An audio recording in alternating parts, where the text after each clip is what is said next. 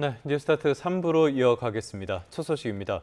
제주 야자나무 농장에서 발견된 시신이 3개월 전에 실종된 장미란 씨로 최종 확인됐습니다. 경찰은 부검 과정에서 법치의관이 치아를 감정한 결과 장미란 씨와 동일인임을 확인했다고 밝혔습니다. 경찰은 일단 발견 당시 모습을 토대로 타살 가능성은 작은 것으로 보고 있지만 정밀 감정을 거쳐 사망 시점과 원인을 파악한다는 계획입니다. 실종 사건을 허위로 종결한 제주 현직 경찰관 부경장이 관련 기록을 삭제하기 위해 거짓 코드를 입력한 걸로 드러났습니다. 부경장은 지난 5월 15일 장미란 씨의 실종 신고를 접수하고 불과 2시간 반 만에 실종자 관리 시스템상에서 교통사고 사망 코드를 입력해 관련 자료를 삭제한 혐의를 받고 있습니다. 실종자 관리 시스템에서 소재가 확인됐다고 입력하면 실종이 해제 처리만 되지만 변사나 교통사고 사망 등 특정 사유 코드를 입력하면 목록에서 아예 사건이 사라진다고 경찰은 설명했습니다. 실종 사건을 허위로 종결한 혐의를 받는 제주의 현직 경찰관 부경장이 구속됐습니다. 법원의 체포 적부심 인용으로 풀려났는데 하루 만에 다시 구속 수사를 받게 됐습니다.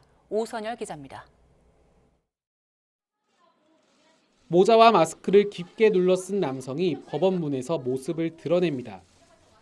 실종 사건을 허위 종결한 혐의를 받는 제주 서부경찰서 소속 부경장입니다. 부경장은 기자들의 질문에 아무런 답을 하지 않았습니다. 유가족에게 하실 말씀 없으십니까? 오늘 뭐라고 소명하셨습니까? 법원이 긴급 체포 요건에 해당하지 않는다며 체포 적부심을 인용함에 따라 부경장은 불구속 상태로 법원에 출석해 1시간여 만에 영장 실질 심사를 마쳤습니다. 부경장은 직무유기와 공전자 기록 위장 및 행사 등의 혐의를 받고 있습니다. 지난 5월 장미란 씨 실종 신고가 접수되자 당사자와 연락이 닿았다며 사건을 허위로 종결했고 지난달 초 60대 남성 실종 신고 역시 같은 방법으로 덮어버린 사실이 드러났습니다. 두 사건 모두 부경장이 실종팀에서 혼자 야간 당직을 서던 중 접수받아 셀프 종결 처리한 것입니다. 제주지방법원은 결국 부경장에게 구속영장을 발부했습니다. 법원은 부경장이 도주 우려와 증거인멸 우려가 있다며 발부 사유를 밝혔습니다. 경찰은 신병이 확보된 부경장을 상대로 허위보고 경위와 범행 동기를 집중 조사할 방침입니다. 아울러 부경장이 실종팀 근무 1년 5개월 동안 종결 처리한 실종 사건 298건 전체에 대한 전수조사도 속도를 낼 것으로 보입니다. YTN 오선열입니다. 부모 경장이 처리했던 실종 사건 가운데 일부는 아직 실종자와 연락이 닿지 않은 것으로 전해졌습니다. 제주지방경찰청은 부경장이 처리했던 실종 신고 298건 가운데 10건 정도는 허위로 종결했을 가능성이 있다고 의심하고 있습니다. 특히 숨진 채 발견된 장미란 씨와 60대 남성처럼 아직 실종자와 연락이 되지 않는 경우가 최소 3건 정도는 있는 것으로 알려졌습니다. 경찰청이 제주 서부경찰서의 간부들을 대기 발령했습니다. 검찰 결과에 따라 인사조처폭이 더 확대될 가능성도 있습니다. 김철희 기자입니다. 경찰청이 대기 발령한 제주 서부경찰서 전현직 간부는 모두 4명입니다. 사건을 허위로 종결한 부모 경장이 실종팀 소속이었던 만큼 실종팀장과 형사과장, 경찰서장이 나란히 대상에 포함됐습니다. 사건이 처음 접수된 지난 5월 제주 서부서를 지휘했던 전직 서장 역시 대기 발령 명단에 이름을 올렸습니다. 경찰 관계자는 YTN에 지휘 라인에 대한 감찰 조사가 시작된 상황에서 직을 계속 수행하는 건 바람직하지 않다고 보고 대응에 나섰다고 설명했습니다. 또 감찰 과정을 지켜본 뒤 추가 조처가 필요할지 검토하겠다는 입장입니다.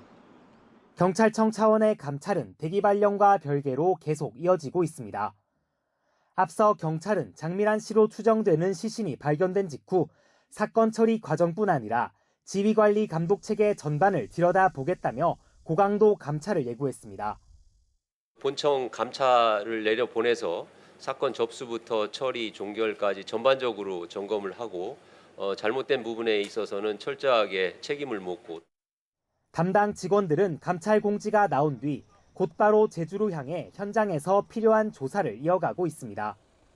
다만 관련 규정과 사건 구조부터 파악한 뒤 본격적인 조사에 뛰어든다는 계획이라 실체 파악까진 시간이 좀 더 필요할 거로 보입니다. 부경장의 허위 종결을 윗선이 언제 알았는지, 사태를 알고도 은폐하려 했는지 밝히는 것이 감찰의 핵심 과제가 될 전망입니다. YTN 김철입니다. 이제 곧 수사권은 경찰이 독점하게 됩니다. 그런데 이런 사건이 반복되면서 경찰에 대한 불신은 갈수록 커지는 중입니다. 더불어민주당은 당대표 직속 경찰개혁 추진단을 띄우면서 제도 개선을 서두르고 있습니다. 국민의힘은 이를 자초한 건 정부 여당이라며 보안 수사권을 되살려야 한다고 역공했습니다. 표정우 기자의 보도입니다. 더불어민주당 원내회의에선 경찰의 전면적 쇄신을 촉구하는 목소리가 잇따랐습니다. 장윤기 사건 파장이 채 가라앉기도 전에 실종 사건 허위 종결 사례가 잇따라 드러나자 역풍을 우려하는 모습이 역력했습니다. 권한이 비대해진 경찰의 잇따른 논란이 형사사법 체계 개편 전반에 대한 불신으로 이어질 수 있다는 판단 때문입니다. 경찰은 뼈를 깎는 쇄신으로 국민의 신뢰를 회복해야 합니다. 경찰은 허위 종결의 전모는 물론 지휘, 감독 책임까지 낱낱이 밝혀 관련자를 일벌 백계해야 합니다. 회의 직후엔 김민석 대표 직속 경찰개혁 추진단 발족 사실도 알렸습니다. 단장은 변호사 출신인 김남희 의원이 맡고 10명 안팎의 위원 가운데 절반 정도를 경찰개혁 전문가와 시민사회, 피해자 대표 등 외부 인사로 채우기로 했습니다. 오직 국민의 관점에서 기득권에 얽매이지 않고 시스템 안정성을 적절히 균형 잡는 개혁안을 조속히 도출하겠다고 약속했습니다. 현안 관련해서 중요한 경찰개혁 추진단을 구성을 당에서 발표할 것입니다. 국민의힘 역시 경찰의 신뢰 추락을 강도 높게 질타하면서도 정부와 여당의 비판의 화살을 돌렸습니다. 경찰의 수사권을 집중시키면서 검찰의 보안 수사권까지 없애놓고 이제와 경찰의 쇄신을 요구하는 건 앞뒤가 맞지 않는다고 목소리를 높였습니다. 무책임한 자분열적 언어입니다. 사고는 본인들이 쳐놓고 해결책을 마련하라고 윽박지르고 있습니다. 검찰 해체가 한 달 남짓 남은 상황에서 경찰이 개과천선할 수 있을지 의문이라며 보안 수사권을 되살려야 한다는 점도 거듭 강조했습니다. 정부 여당으로선 검찰 개혁으로 커질 경찰 권한을 제대로 통제할 수 있다는 점을 입증해야 하는 과제를 안게 됐습니다. 국민의힘은 이를 고리로 형사사법 체계 개편을 겨냥한 공세를 당분간 이어갈 걸로 보입니다. YTN 표정우입니다.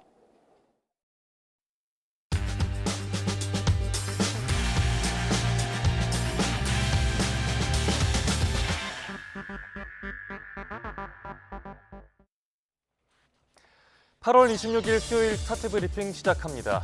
네, 앞서 제주 실종 사건 다룬 리포트들 전해드렸는데 관련 기사 먼저 보겠습니다. 제2의 장미란 씨를 막을 성인 실종법이 11년째 실종됐다는 중앙일보 기사입니다. 현행법상 성인 실종은 가출자로 분류됩니다. 대부분 소재가 확인되거나 자진 귀가한다지만 작년에만 931명의 성인 실종자가 사망한 채 발견됐습니다. 그래서 성인 실종자 수사와 수색을 의무화하는 법안이 11년간 10여 건 발의됐는데 처리된 건 없습니다. 다만 이런 법안들에 대해서 사생활 침해나 공권력 낭비를 우려하는 시선이 적지 않습니다. 충분한 토론이 필요한 사안이죠. 그런데 2015년 처음이자 마지막으로 이 법안을 다룬 복지위 법안소위에서 제대로 된 토론은 없었습니다. 또 이번 국회 들어서도 관련 법안이 5건 발의됐지만 논의는 멈춰 있는 상태입니다. 신문은 이번 사건의 책임에서 경찰뿐 아니라 정치권 역시 자유로울 수 없다고 지적하고 있습니다. 다음은 개정 형소법 시행을 앞두고 경찰의 수사를 점검한 한국일보 기사인데요.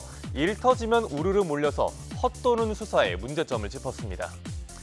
경찰이 하반기 수사 인력을 대폭 보강할 예정인데 증원이 아니라 재조정에 가깝습니다. 현장에선 언제까지 땜질식 인력 돌려막기를 할 거냐, 단순히 인력을 늘린다고 수사 역량이 한순간에 좋아지는 게 아니란 비판이 나옵니다. 645명이 일선경찰서 157곳에 재배치될 예정인데 보강 인력이 수도권이 집중돼서 비수도권과의 수사력 격차가 커질 거란 우려가 있습니다. 서울 강남서엔 24명이 배치되는 반면 40곳엔 증원 인원이 고작 1명입니다.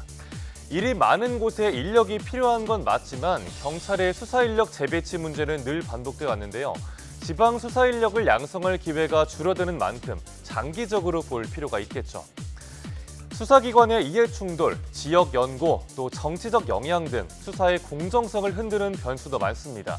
단순히 인력 몇 명 보강하는 것으론 문제를 풀 수 없다는 지적이 나옵니다. 이번엔 근로자의 새벽 근무를 월 12회로 제한하는 법이 여당에서 발의됐다는 기사 보겠습니다. 산업안전보건법 개정안의 구체적인 내용과 예상되는 반발을 조선일보가 정리했습니다. 민주당 을지로위원회는 택배 기사들의 새벽 배송을 제한하는 방안을 추진해왔습니다. 이를 넘어서 편의점과 술집, 숙박업과 물류센터 등 모든 근로자로 확대하는 게 이번 법안의 골자입니다. 내용을 뜯어보면 야간 작업을 자정부터 오전 5시를 포함한 연속 7시간 이상의 작업으로 정의했습니다. 그러면서 야간 작업의 횟수를 월 최대 12회로 제한했고요. 근무가 끝나면 최소 11시간 연속 휴식을 보장하도록 했습니다. 연속 야간 작업 근무는 3일을 넘지 못하게 하는 내용도 담겼습니다. 고용노동부 역시 야간 노동 규제 방안을 마련 중입니다. 이를 두고 산업계에선 야간 경제 파괴법이란 비판이 제기되고 있습니다. 24시간 연속 일해야 하는 다양한 업장이 직격탄을 맞게 될 걸로 보이는데요. 기업과 자영업자 입장에선 인건비 상승에 대한 대책이 없다는 지적도 나옵니다. 끝으로 국가데이터처의 2024년 연금 통계를 분석한 동아일보 기사 보겠습니다. 2024년 기준 65세 이상 연금 수급자의 46.7%는 월 평균 25만 원에서 50만 원만 받는 걸로 나타났습니다. 월 25만 원 미만인 3.6%까지 더하면 전체 수급자의 절반은 매달 50만 원도 못 받는 겁니다. 성별과 자산 유무에 따라서도 연금 수령액 양극화가 심한 편입니다. 남성이 여성의 1.8배, 주택 소유자가 무주택자의 1.6배 수준의 연금을 받는 걸로 집계됐습니다. 또 정년퇴직 후에 국민연금을 받기 전 60에서 64세의 절반 이상은 연금 소득이 0원이었는데요. 국민연금 수급 개시 연령은 2033년까지 단계적으로 65세까지 오를 예정이죠. 은퇴 후엔 최대 5년 동안 소득 불안과 공백이 커질 수밖에 없는 구조입니다. 이런 상황에서 퇴직연금으로 은퇴 후에 소득 공백을 완화해야 한다는 지적이 나옵니다. 8월 26일 아침 신문 살펴봤습니다. 지금까지 스타즈 브리핑이었습니다.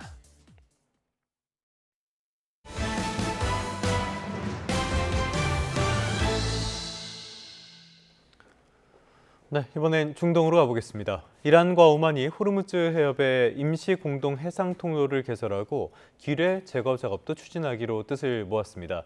그러면서 이란은 미국에 대한 비난의 수위도 한껏 끌어올렸습니다. 런던에서 조수연 특파원입니다. 바드르 알부사이디 오만 외무장관이 테헤란을 찾아 아바스 아라그치 이란 외무장관과 만났습니다. 양측은 중동 전쟁으로 막힌 호르무즈 해협의 안전한 항행 재개와 관리 방안을 협의했습니다. 구체적으로 임시 공동 해상 통로 개설과 해협 내 기뢰 제거 프로젝트를 단계적으로 추진하기로 했습니다. 향후 영구적인 해상 통로와 장기적 관리 방안, 정보 교환 체계 구축에 대한 합의를 끌어내기 위해 실무 협상을 이어가기로 했습니다.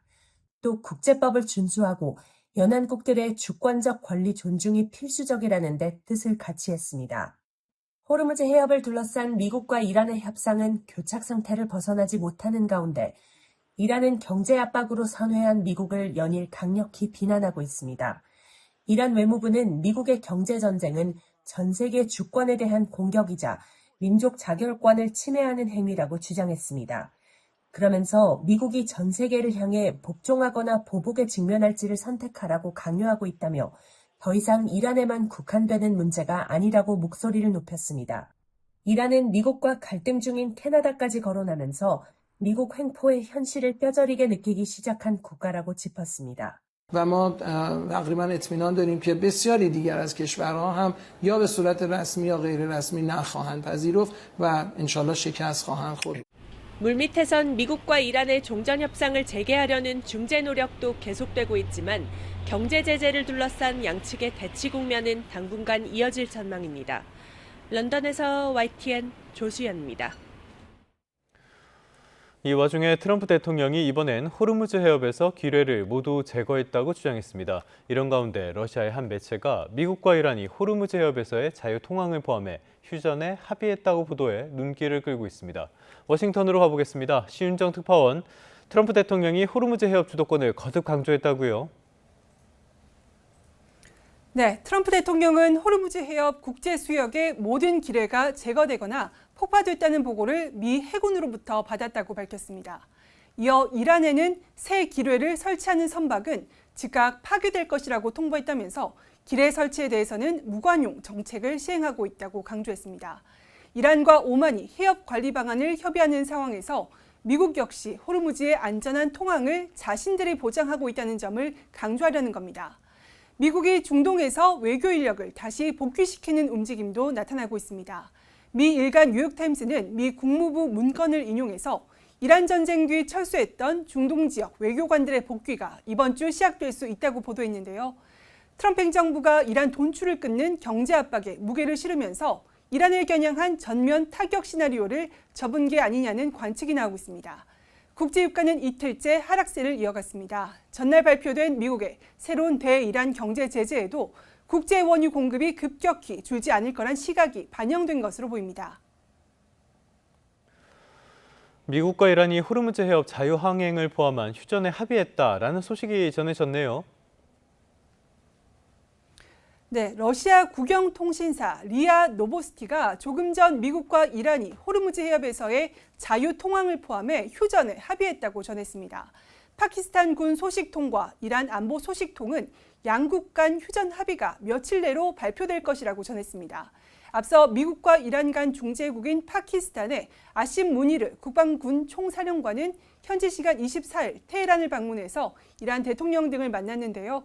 휴전 합의가 구체적으로 어떤 내용인지 소식통이 어느 정도 신빙성이 있는지는 알려지지 않았습니다. 아직 미국과 이란 정부의 공식 입장도 나오지 않는 만큼 좀 더 지켜봐야 할 것으로 보입니다.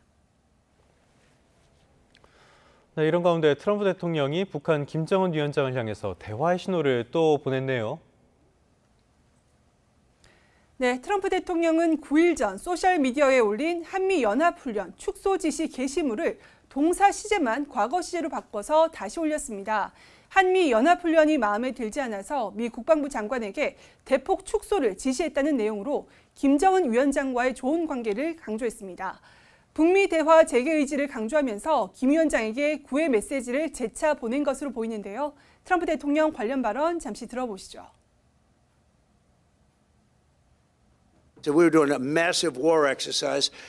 I thought that was very insulting to somebody that frankly has been, during my term at least, very well behaved. 트럼프 대통령은 2018년 1차 북미 정상회담과 2019년 판문점 회동 때 김 위원장과 찍은 것으로 보이는 사진을 최근 잇따라 올리기도 했습니다. 하지만 워싱턴의 한반도 전문가들 사이에서는 실제 회담 성사 가능성을 낮게 보는 시각이 나오고 있습니다. 미 중앙정보국 분석관 출신인 브루스 클링너 맨스필드 재단 선임 연구원은 회담 가능성은 희박하거나 없다고 전망했습니다. 북한이 러시아에서 식량과 자금, 군사기술을 지원받고 중국과의 교역도 회복하면서 과거처럼 미국의 제재 완화가 절실하지 않다는 겁니다. 클링너 연구원은 북한이 회담 대가로 추가 양보를 요구할 가능성이 있다면서 앞으로 한미 훈련이 더 축소될 수 있다고 내다봤습니다. 그러면서 트럼프 대통령은 김 위원장을 만나려 할 거지만 그 과정에서 한국과 일본의 이해관계는 우선순위에서 밀릴 수 있다고 지적했습니다.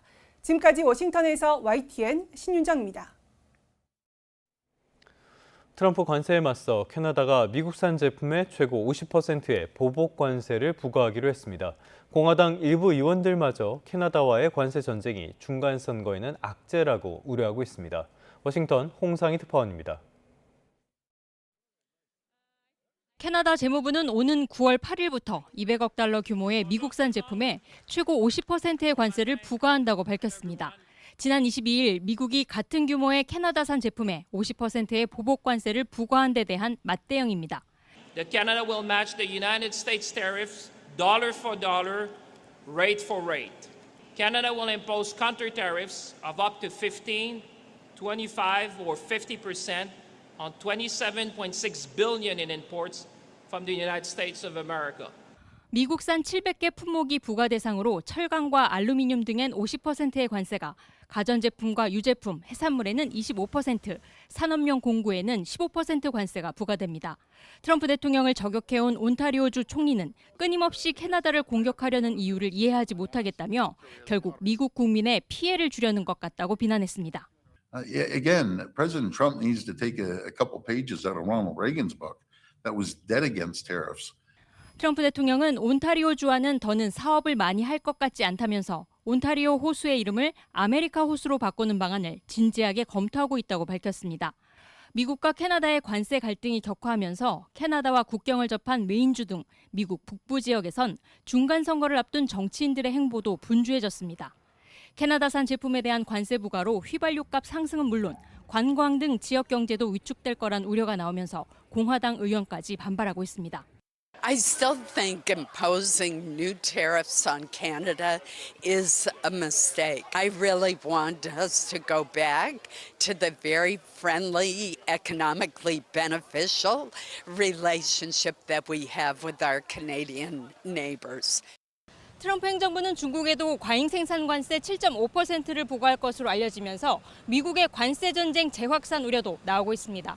워싱턴에서 YTN 홍상입니다. 정치권 소식 알아봅니다. 개혁신당 이준석 대표가 오늘 당 대표직에서 사임할 걸로 확인됐습니다. 개혁신당은 이 대표가 오늘 오전 국회에서 당 대표직 사퇴 기자회견을 열 예정이라고 밝혔습니다. 이 대표의 사임은 6.3 지방선거 패배와 정의한 부산시장 후보 피습 관련 자작극 사태 등에 대한 정치적 책임을 지는 차원인 걸로 전해졌습니다. 개혁신당 관계자는 이에 대해 이 대표가 지방선거 이후 당 쇄신 방안을 두고 고민을 이어왔지만 당내에서 별다른 추진 동력을 얻지 못했다고 설명했습니다. 이 대표는 다만 탈당까지 결심한 건 아닌 걸로 알려졌습니다. 민주당 김민석 대표가 유능한 인재라면 진영을 가리지 않고 영입하겠다며 외연 확장에 본격 시동을 걸었습니다. 최근 당 소속 의원들의 잇따른 발언이 논란이 되자 당내 입단속에도 나섰습니다. 황보혜경 기자입니다. 김민석 민주당의 혁신을 이끌 10개 특별기구, 이른바 메가텐 가운데 핵심으로 꼽히는 대통합추진단이 첫 회의를 열었습니다. 김민석 대표는 이기는 대통합이 원칙이라며 진보와 중도는 물론 보수까지 아우르는 인재 영입 구상을 밝혔습니다. 개혁과 중도 보수에 이르는 모든 스펙트럼에 참신하고 유능한 인물을 저희들이 대대적인 영입을 할 것입니다. 범여권 공조를 위해 진보 성향 야 4당 대표들과의 비공식 협의체 구성도 제안하며 즉석에서 이름도 붙였습니다. 제가 오늘 발견한 사실인데 의원회관 5층이 진보의 코너입니다. 앞으로 5층 코너 모임을 하면 괜찮겠다. 외연 확장에 공을 들이는 동시에 내부 단속에도 나섰습니다. 민주당 의원들이 모인 SNS 단체 대화방에 당 전체에 영향을 미치는 개별 발언으로 문제가 생기면 공개 경고하겠다고 주의령을 내린 겁니다. 최근 제주 실종 사건에 대한 부적절한 발언에다 조작기소특검법 정기국회 처리 등 당내 조율되지 않는 개인 발언이 여과 없이 나오자 내부 입단속에 나선 거로 풀이됩니다. 국민은 민생경제 살려달라고 절규하고 있는데 민주당은 정기국회가 시작되자마자 또다시 이재명 구하기에만 매달리려 합니다. 다만 대통합 시동 첫날부터 당 안팎에선 단합과는 거리가 먼 발언도 이어졌습니다. 유시민 작가가 왕정이라며 이재명 대통령을 또 저격한 데 대해 내란 세력을 돕는다는 격앙된 반응은 물론 비평가로서 본인의 생각을 얘기한 거란 입장도 동시에 터져나왔습니다. 또 대통합 대상인 조국혁신당에선 내후년 총선에서 민주당 의원들 지역구에 후보를 내야 한다는 발언까지 나온 상태입니다. 당내 결속과 외연 확장을 동시에 추진하겠다는 새로운 민주당의 대통합 구상이 실제 성과로 이어질지 김민석 대표 체제의 시험대가 될 전망입니다. YTN 황보혜경입니다. 국민의힘 장동혁 대표는 오늘 취임 1년을 맞아 기자회견을 열고 임기 후반 당 운영 구상을 밝힙니다. 회견에선 장 대표가 그동안 강조해온 당원 중심 정당으로서의 재편을 위한 쇄신안 등이 발표될 걸로 보입니다. 최근 최고위원회의에서 잇따라 의결이 보류된 당협위원장 직선제 선출과 관련한 언급이 나올지도 주목됩니다.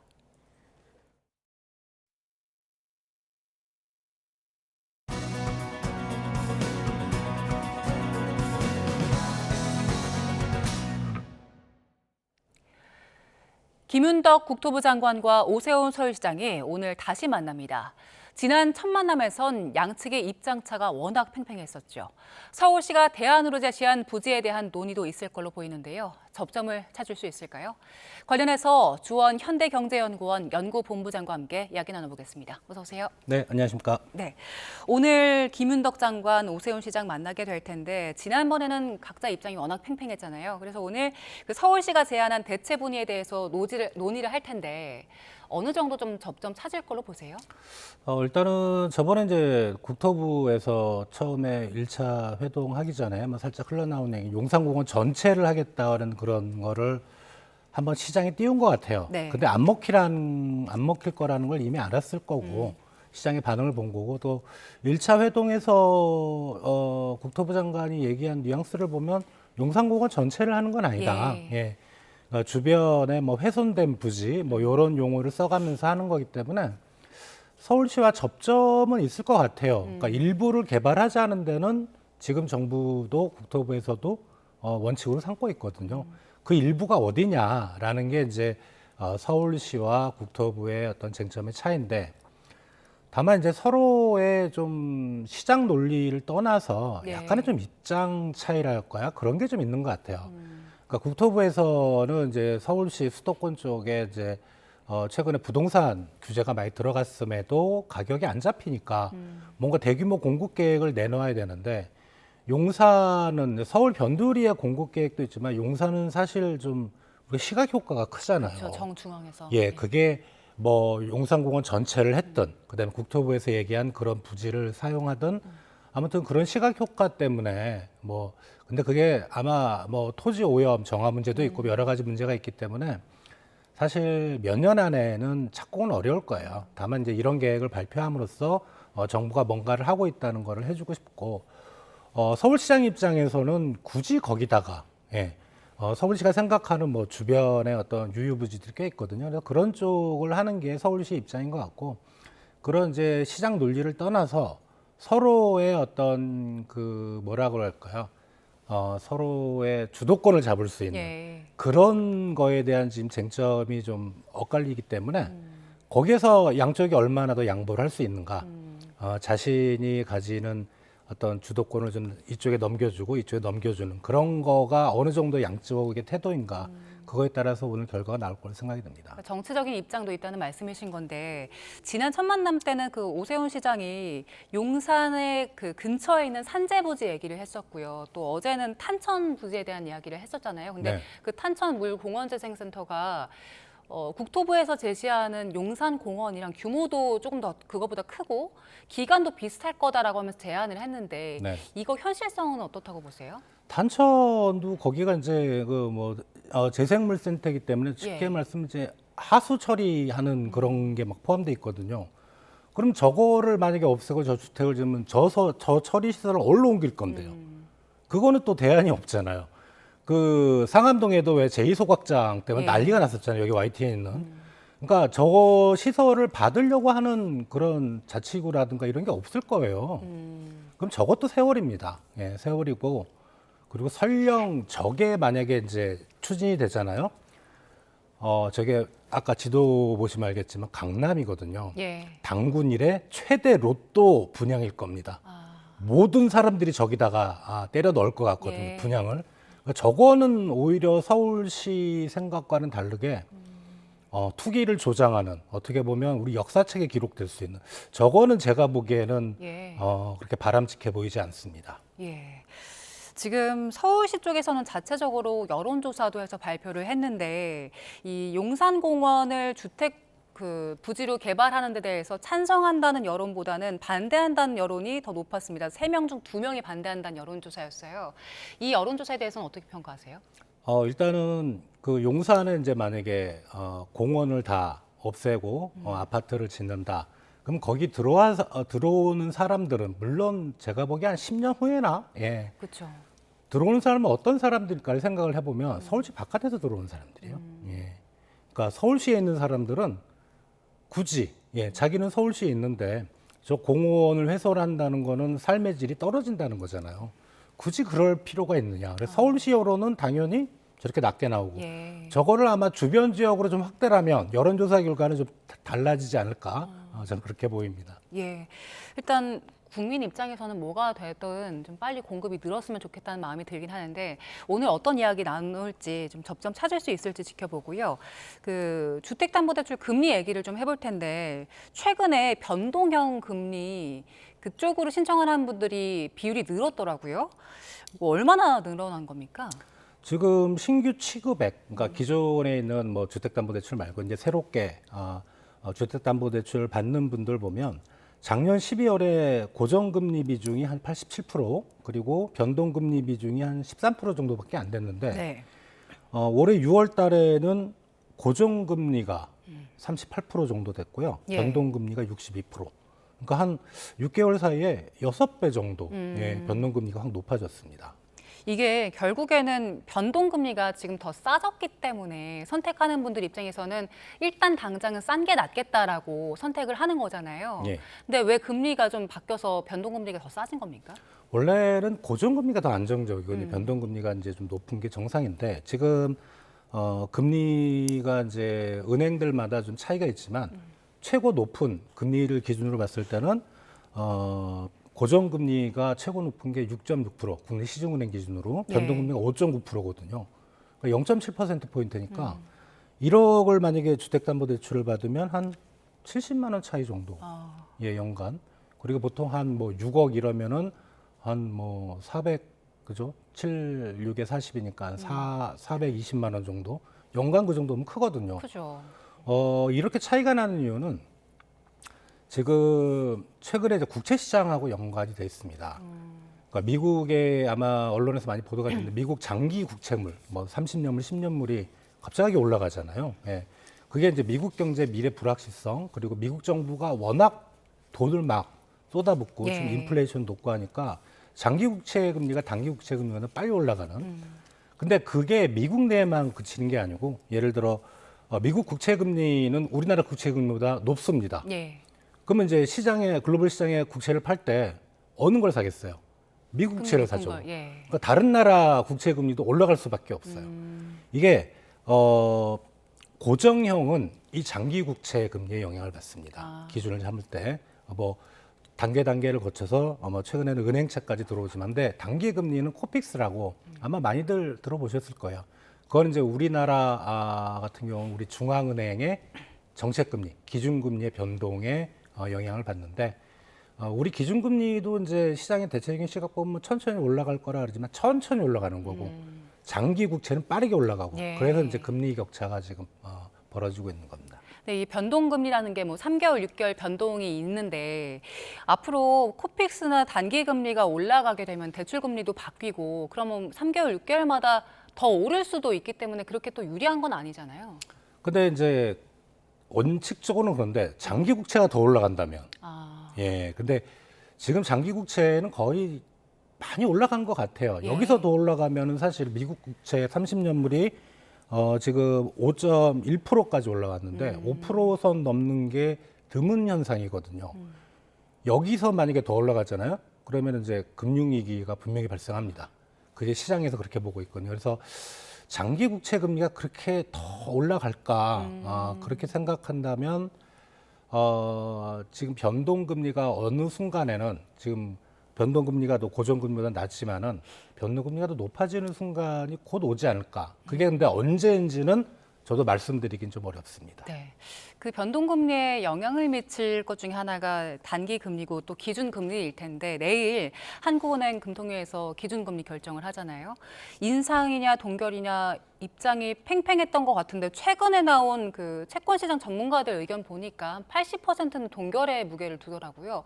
본부장님은 어떻게 전망하세요? 저도 동결의 가능성이 크고요. 사실 저번 이제 7월에 있고 이번에 8월에 금통위가 7월에도 전 동결할 줄 알았어요. 왜냐하면 한국은행이 자꾸 이제 근거를 드는 게 경제가 너무 좋고 그리고 물가가 여전히 불안하고 그럼 이제 금리를 올려야 되거든요. 근데 경제가 좋다는 이 말을 좀 생각을 해보면 한국은행도 분명히 통계를 알고 있을 텐데 반도체 수출만 좋지 나머지는 안 좋거든요. 체감 경기는 그렇죠. 안 좋은 것 같아요. 그리고 금리 변동에 민감한 그 산업이나 계층은 반도체는 아니거든요. 왜? 반도체는 돈을 계속 버는데 무슨 금리하고 상관이 있겠어요. 나머지 반도체 이외의 한국 경제는 상당히 어려운 상황이었기 때문에 저는 동결할 줄 알았는데 올렸더라고요. 그러면 이제 그때 올리고 이번 8월 달 내일 금통위도 올리면 우리가 백투백이라 그러거든요. 두 번 연속 올리는 거는 시장이 감당 못할 거예요. 그래서 저는 개인적으로도 이번 8월에 동결하지 않을까 내일. 근데 만약에 요번에도 금리를 올린다? 그럼 어떤 일이 벌어질지 모릅니다. 특히 금융시장을 중심으로. 저는 그렇게 생각합니다. 일단 하는 입장에서도 연속으로 2번 올리는 건 부담이 될 것이고 체감 경기도 좀 신경을 써야 될 것 같고요. 또 한 가지가 지금 가계빚 2,000조 넘어선 상황이기 때문에 이거 금리 더 오르면 취약 차주분들도 상당히 부담이 될 거기 때문에 이 부분 신경 안 쓸 수가 없을 것 같아요. 한국은행의 기존에 우리 이창용 총재부터 쭉 지금 신용성 총재까지 기조가 뭐였냐면 가계부채를 잡기 위해서는 금리를 올려야 된다. 반대의 논리죠. 자, 그런데 가계부채 또 늘었잖아요. 그러면 이제 그 논리대로라면 가계부채 줄이려면 금리를 올리면 되겠네. 그런데 아까 말씀드렸던 제 그 기조와 똑같습니다. 지금 가계부채가 늘어난 거 사실 주택담보대출은 최근에 좀 안정이 됐고 주로 이제 신용대출, 신용대출이란 게 우리 주식시장에 투자하는 그런 그런 비투도 있지만은 대부분 상당 부분 제 생각에는 이제 운영자금이에요. 자영업 하시는 분들. 그리고 워낙 저소득층은 뭔가 고정된 지출이 필요한데 소득은 없고. 그러니까 경기가 지금 좋다고 내수 경기 좋다고 말할 수는 없거든요. 그러니까 소득이 그렇게 크게 늘지 않은 상황에서는 부채로 생활을 해야 되는. 이 상황에서 만약에 금리를 올린다. 지금 가뜩이나 시장금리 이미 올라와 있거든요, 많이. 여기다 기준금리를 한 번 더 올려보면 시장금리 더 점프합니다. 그러면은 우리 K양극화에 아래쪽으로 내려가는 이쪽 취약계층의 가계부채가 위험해지고 그게 경제 전체의 금융 시스템을 흔들지는 않습니다. 그게 생각보다는 비중이 작기 때문에. 그러나 그분들이 더 고통을 받을 수 있기 때문에 한국은행이 물가나 경제 같은 거시경제지표뿐만 아니고 그런 계층별 마이크로 어떤 취약계층 이런 쪽에 대한 시장을 좀 더 세심히 살펴봐야 되지 않나 이렇게 생각합니다. 마지막으로 이것도 하나 짚어볼게요. 지금 그 금이랑 비트코인이랑 동반 상승을 하고 있더라고요. 두 자산 성격이 좀 다른데 왜 같이 오르는 겁니까? 이게 트럼프하고 그다음에 케빈 워시 때문입니다.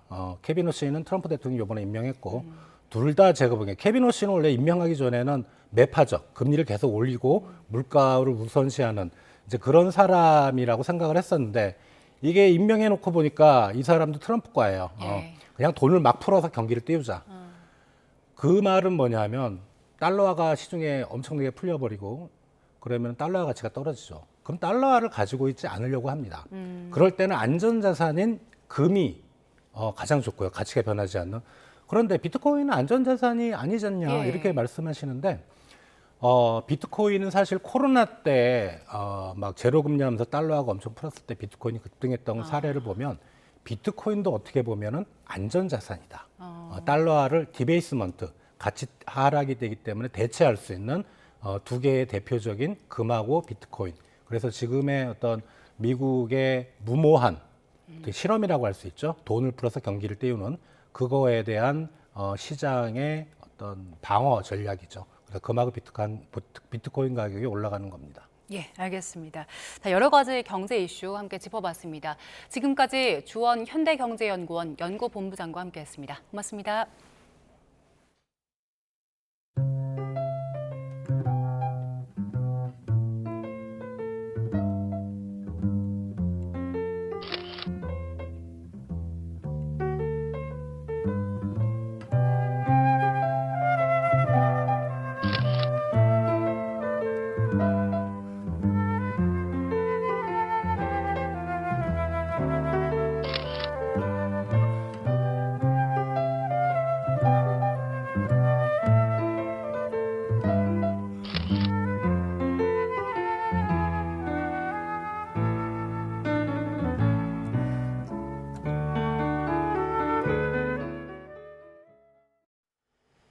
네, 다음 소식입니다. 제주에서 잇따른 실종 사건으로 논란이 커지고 있는 가운데 이번에는 대구에서 실종됐던 유학생이 숨진 채 발견됐습니다. 실종 신고를 가장 먼저 했던 30대 남성이 피해자로 체포됐습니다. 이영원 기자입니다. 대구에서 실종됐던 20대 중국인 유학생이 숨진 채 발견됐습니다. 지난 20일 밤 친구와 헤어지고 연락이 끊긴 지 닷새 만입니다. 경북 경산경찰서는 평소 알고 지내던 중국 국적의 A씨를 숨지게 한 혐의로 30대 남성 B씨를 검거했습니다. 경찰 관계자는 어제 저녁 7시 반쯤 경산에 있는 길거리에서 B씨에 대한 체포영장을 집행했다고 밝혔습니다. 당시 근처에 있는 B씨 주거지도 수색했는데 이곳에서 숨진 A씨를 발견했습니다. A씨는 경산의 한 대학원 소속으로 지난 14일 수료증을 받기 위해 입국했다가 변을 당했습니다. 연락이 끊긴 다음 날인 21일 저녁 실종 신고가 이루어졌는데 최초 신고자는 피의자인 B씨로 확인됐습니다. 수사에 나선 경찰은 신고자였던 B씨를 애초 참고인 신분으로 불렀는데 진술에 수상한 점이 있어 범죄의 혐의를 두고 조사를 벌여온 것으로 전해졌습니다. 경찰은 B씨가 수사에 혼선을 주기 위해 신고한 것으로 보고 추가 조사를 한 뒤 구속영장을 신청할 방침입니다. YTN 이영훈입니다. 네, 끝으로 출근길 날씨 살펴보겠습니다. YTN 야외 스튜디오 연결합니다. 원희다 캐스터. 네, 원희다입니다. 네, 이번 주 내내 무더운 날씨가 이어지고 있는데요. 오늘은 어떻습니까?